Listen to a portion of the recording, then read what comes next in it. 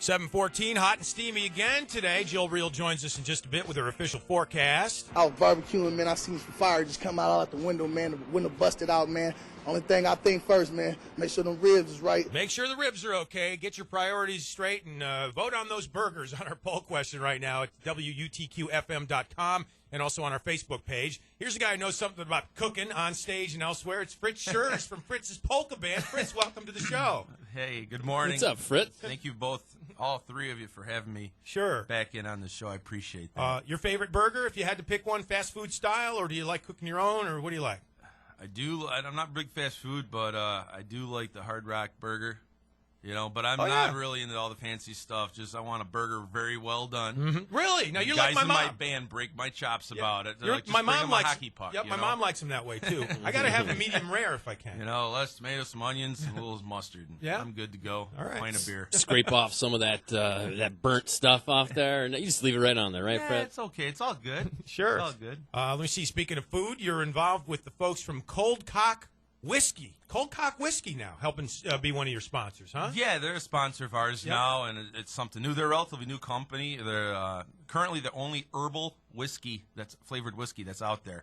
And it's just starting to get into the different states. It's in 22 out of the 50 states, just starting to get in some of the stores in the central New York area. Mm-hmm. But a couple of the folks that formed that used to be at our former sponsor, Jägermeister. Okay. And they broke off, and they're doing their own thing. And as much as we like to say we break the polka stereotype, they're trying to break the whiskey stereotype and do something with the whole herbal thing. All right. And it's pretty cool. It doesn't burn, and they're good folks. What's the flavor if it's herbal? Like, is it like weed or what? No, think of well, I don't know what that tastes like, but like a cinnamon. Yeah. Think of like a cinnamon flavor. Okay. Kinda. All right. Very good. Yeah, it's good They're trying to break in on Fireball's market there a little bit, maybe. Yeah, and they don't have some of the other stuff that Fireball was kind of. I think over in Europe, Fireball got into a little trouble as far as like what they had in it. Right. Because our rules are a little more lax over here. Mm-hmm. So.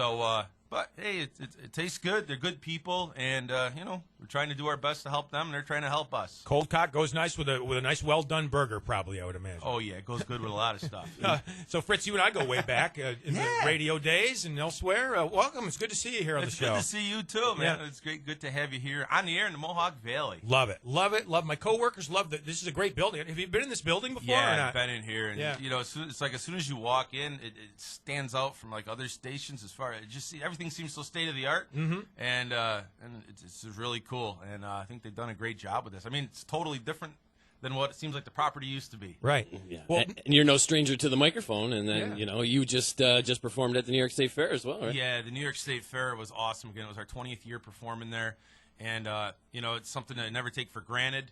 Because I can only imagine like how many bands are trying to get in there, right? And to think that we've been able to be part of it for that long is, it's a great thing, and we're always really, thrilled when you go out and you see not only a ton of people at the gig, especially that gig, but different generations. I mean, there's people I know that were well over 90 out there, and they were, whooping it up or whatever, and having fun, clapping along. Some were dancing, and then there's people that had, younger generation folk that had little kids. And everything in between. And, that's what happens with the Cold Cock Whiskey. Well, I don't know about that, but I just know that we had a blast, and we had our former drummer, Rick Cizik, drummed with us for 24 years. And to make this year special, he came in and did the gig. We thought it'd be cool for our 20th year to have something different. So he was a surprise guest. Nobody knew he was going to do that. And it went really well, and it was you guys always keep it fun. Once again, a great highlight for us. Well, next time you come into the studio here at Roser Communications, they got to play. Got to bring the guys and play a little bit for us. We can try. We can try. If nothing else, I can always bring a CD. Yeah. That way, I know I won't make any mistakes. There you go. It's awful early. Fritz, you're also a resident of Verona. I'm sorry, in the VVS district there, and there's quite a deal going on with this Oneida Public Library deal, and you've been vocal about it on Facebook and elsewhere. Yeah, the concern was, way back, like 96, they did this legislation enabling them to have a library district if they chose, but nothing really ever happened. And all of a sudden, back in, I think it was June, the attorney for the Oneida Public Library came to our board meeting. We're kind of like, what's he doing here? And we looked at some of the other guys on the town board, and nobody really knew. And then, so they asked him, he goes, I was hoping you could vote on the referendum tonight. Huh? What not the referendum, the bond, whatever it's called. I hope you could vote on that. And we're like, which one? Anyhow, he went on to explain about them. We didn't really know anything about it. And the more we got into it, we found out that, they basically had a vote back in March, and that passed. They didn't have a lot of people turn out. I forgot it was a little over 1,000 people voted. Was it well publicized, that vote, or in that meeting where that occurred? They said they did their, minimum requirement. There was a legal notice in United Dispatch that's published 3 times a week. And, I guess they put a poster up at a few of the post offices. But you being a councilman, they didn't take the diligence to reach out. It's just like if I thought I was going to be getting into a relationship, basically is what they'd be doing. They're getting in a relationship with these different towns because the town of Verona's incorporated, Vienna, city of Oneida, obviously. And, you kind of give them a heads up ahead of time, say, hey, this is coming down the pike. There's a chance we might be working with you on this. And if we are, we want to, if you got questions, blah, blah, blah. That's the way I would do things. Right.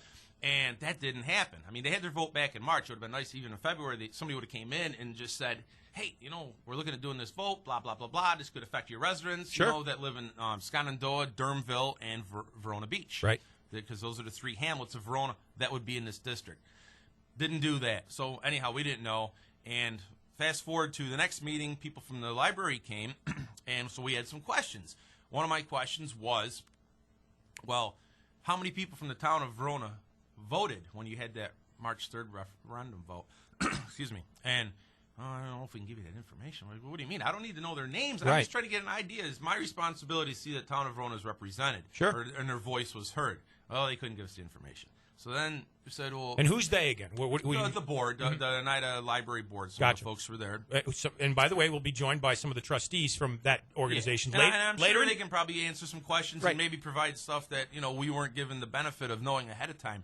But they'll join us later in today's show, by the way. Sorry, Fritz. No, go ahead. that's okay. So, and then I had another question. It was like, well, they're going to do up to a $6.1 and change million library, and it looks pretty extravagant. It looks great. And one thing I should have mentioned ahead of time, I am not anti-library. Right. I'm very much for education. Sure. I'm an advocate for education. I believe in it. Libraries are an important part of the community. They have a good value. That said, things have changed since 1996. That's almost a generation ago. And some of my points was, well, a lot of people do stuff online. They don't necessarily do what they used to do. Think about it. 96, internet was in its infancy.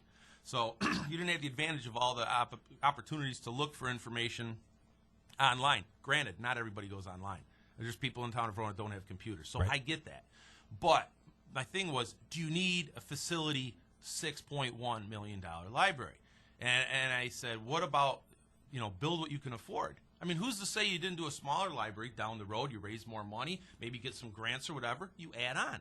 Instead of just start out with this big grandiose idea. So I said, well, were other projects considered? Oh, no. And the director of the library, when I asked that question, she goes, you cannot build an adequate library for $3 million. Wow. And we all looked at each other dumbfounded. Really? And residents from the town that were in the audience, you heard them out in the crowd like gasping and stuff because $3 million is a lot of money. Right. And I go back to the whole thing. Hey, would I like to live in $1 million house? Sure. Can I afford it? Absolutely not. And I use that analogy with the library. Can the residents afford that? Now, one of the things they said, well, they have pledges of $1 million. Pledges are great. How long ago did they get those pledges? Are the people still going to pledge? Did their financial situation happen where maybe they can't give anymore? I mean, is that still going to be a solid number? And there's just a lot of questions that we weren't able to get answers to. And, it's just a ton of residents were contacting us and really upset about it. But now fast forward to the legislation that Senator Valesky and Assemblyman McGee have put through, waiting for the governor's signature. Basically, it kind of take the voice away from the local your constituents there. Yeah, and, sure. That's kind of a sore spot. I mean, Again, I'm not anti-library. I just wish, why didn't they handle it a different way? Yeah. Why didn't they look at some other projects, consider, okay, here's an A project, a B project, a C project. Maybe this is what we need. This is what we want. Find something, an average or whatever like that. It's just not, well, here's an all or nothing deal. Take it or leave it. Up to $6.1 million. Sure. And the other thing is, when we did some of the questions, they asked him, like one of the guys in the town board, Scott Mazzacchio, he's a councilman. He's an engineer, so he's got industry experience. Well, and there's questions. They had like some high numbers in for engineering costs, and he brought that up. Well, then mysteriously, the next time they come and address about the costs were like cut in half. And it's like, well, how'd that? It's like the numbers change depending who they're talking to. Right. And then they had the audit the comptroller's office come in and did. They didn't even have a big a budget, and that brought questions. So. Yeah. Fritz Scherz joining us, by the way, a councilman from Verona here on the Talk of the Town show. Fritz, you mentioned that piece of legislation with the Assemblyman Bill McGee and Senator Velasky. So now that kind of puts you really right into the midst of things, because the board can't really go back. They don't have a say. It kind of just bonds you guys to throw out nearly $1 million for Verona closely. The whole point of local government is, well, not the whole point, but part of it is we're closest to the residents. Mm-hmm. It's a lot easier for them to reach us than, folks higher up in government. And we're there, we're living in the community, we're hearing the concerns, we're getting the calls, we're getting the notes on Facebook, we're getting the things where people are really, expecting us to advocate on their behalf. That's what we've been trying to do all along. Unfortunately, yes, we voted no on it, and it's stopped right now. But if the stuff goes through, then it's really not. What we did is going to be a moot point, probably. Bottom line with the library, you're not against it. It's more of the process and the procedure and kind of the outlandish cost, really. Yeah, and I go back to the thing: build what you can afford. Right. Okay. You want to, if you can fix the library up that you have, and that might very well be true. They did say they looked at that. Okay, build something, but instead of the grand scale, start, smaller. Sure. And then down the road, you raise money. There's grants different times from the state level, federal level. Maybe you add on. Businesses do it all the time. But start with what you can afford, what the community can afford, more importantly, because there's people and residents in you think, oh, it's only going to raise their taxes $30-some a year. Well, you know what? $30 a year to some people, that's a lot of money. That's a lot of money. A lot of bread for a library. Be a voice for them. It is. Fritz, thanks for coming in and sharing some time with us, and good luck with the rest of the singing career. I know you got to sing tonight with a little bit of a bad voice there. So yeah, I might have to give it a little treatment. All right, a little cold cock. And Thank you. Yes, so that's Fritz Scherz, of course, polka star and also town councilman from Verona. It's the Talk of the Town.